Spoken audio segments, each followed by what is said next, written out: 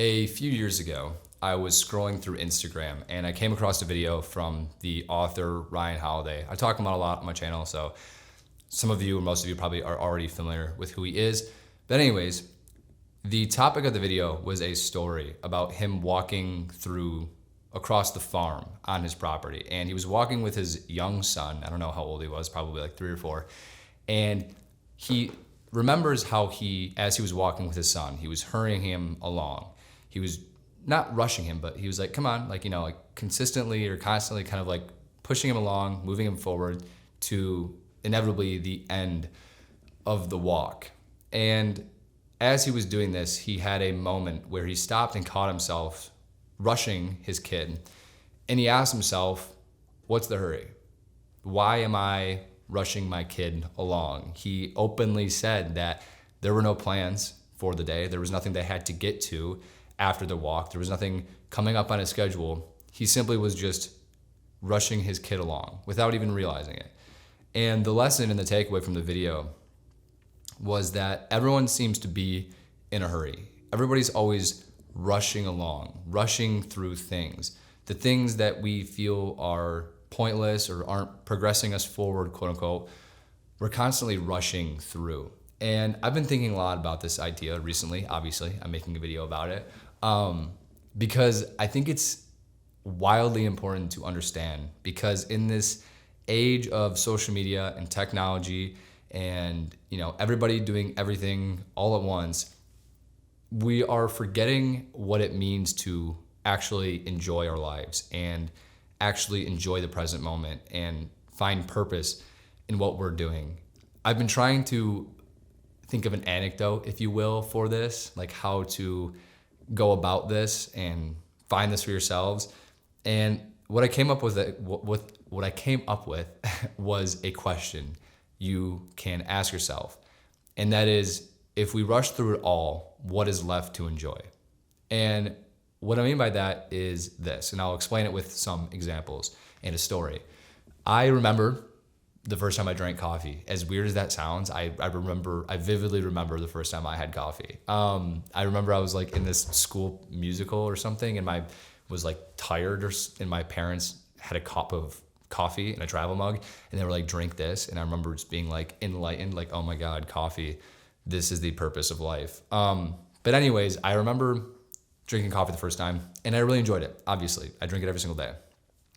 And over the years of drinking coffee, I discovered different ways to make it, whether it was a pour over or a French press or whatever it might be. I discovered different ways of doing it. And at one point, I had a Keurig.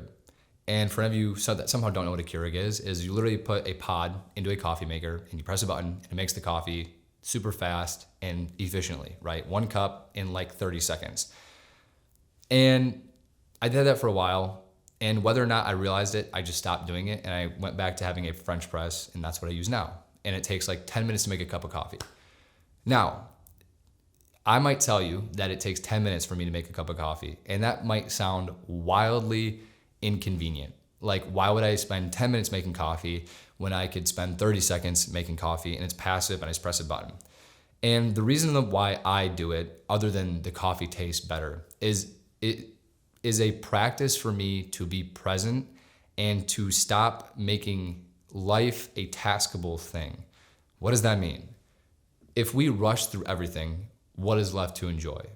That's the question. And what it means is, if everything in our life if we're always searching for the fastest and most efficient way to do something, what is left of our life, right? If we are trying to find the fastest way to make coffee, to limit the time we spend making coffee, if we spend 5 minutes looking for the closest parking spot to the grocery store, so we have to spend the least amount of time walking, if we automate everything in our lives and have a system for everything, so everything is as efficient as possible, what is there left for us to enjoy? I think people believe that life is in the big moments, that life is always the thing that's coming up, the big event, the main part of the day. And where that might be true and those events do matter, a lot of life is just happening now. A lot of life is just happening in the small moments. A lot of life is happening when we slow down and enjoy what we are doing. Maybe I'm biased because I like coffee and I like the process of making coffee. But that routine every morning where I have to boil coffee in the kettle, weigh out my coffee, pour it in, let it sit for 4 minutes, stir it, let it sit for another 6 minutes. That 10, 15 minute process puts me every day into a mindset that slows me down and lets me appreciate the small moments. I'm not saying that you need to just inconvenience yourself in every situation.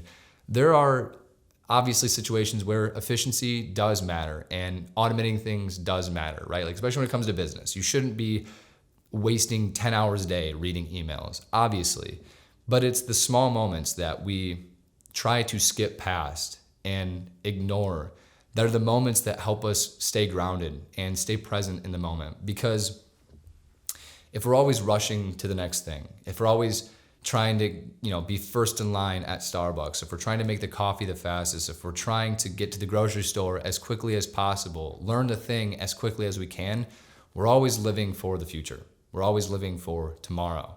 Everything we're doing is thinking about how quickly we can get to the next thing.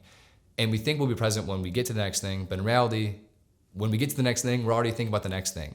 We're always planning for tomorrow. And if you're always planning for the future, you're never really living because the future hasn't happened yet. And the only thing that you really have is right now. So yeah, that's kind of just my ramble for this week. Just remember to slow down and appreciate the process, enjoy what you're doing, and stop thinking too much about the future. Because if you're always thinking about the future, you're not really living now. If you guys enjoyed this week's video, please like, comment, and subscribe down below. And as always, talk soon. See you next week.